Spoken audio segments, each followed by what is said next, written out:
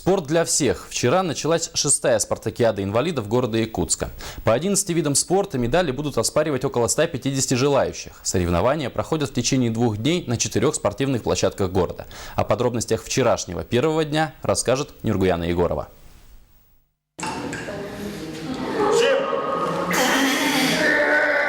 Осилить недосягаемое. Показать всю силу и мощь в абсолютном первенстве по жиму штанги лежа желающих было предостаточно. Титулованный спортсмен Роман Устюжанин сегодня работает судьей и дает дельные советы. Также Роман готовится к чемпионату России по легкой атлетике в метании ядра, диска и копья, где будет отбор на первенство мира. Каждый раз стараются участвовать во многих соревнованиях. Это хорошо для нашей республики, чтобы новое открытие, чтобы новые соревнования, чтобы люди видели, кто участвует, чтобы открывать больше, более.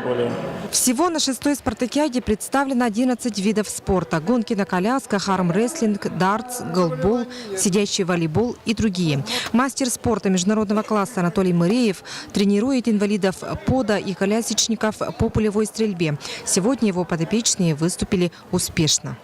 Бутенко Евдокия, она заняла 1-е место. Она очень старательно тренировалась, купила винтовку и заняла 1-е место.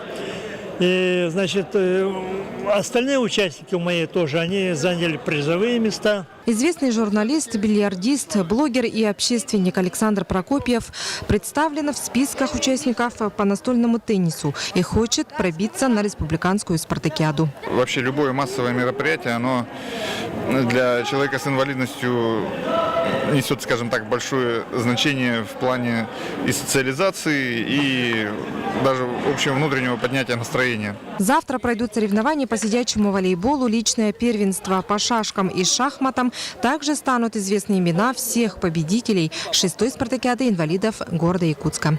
Нюргуяна Егорова, Василий Соловьев. Новости столицы.